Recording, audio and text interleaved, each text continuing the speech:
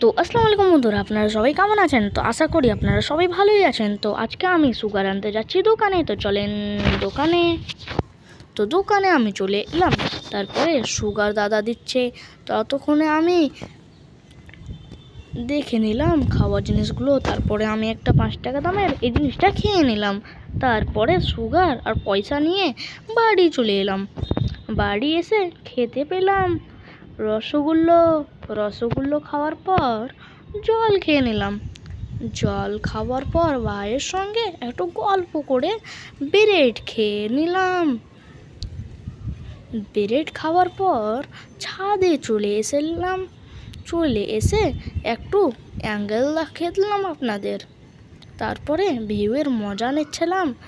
মজা নিতে নিতে দেখলাম দুটো বন্ধু চলে এসেছে আমাকে ডাকার জন্য। তো তো আমি এখানেই ব্লগটা শেষ করলাম। বাই।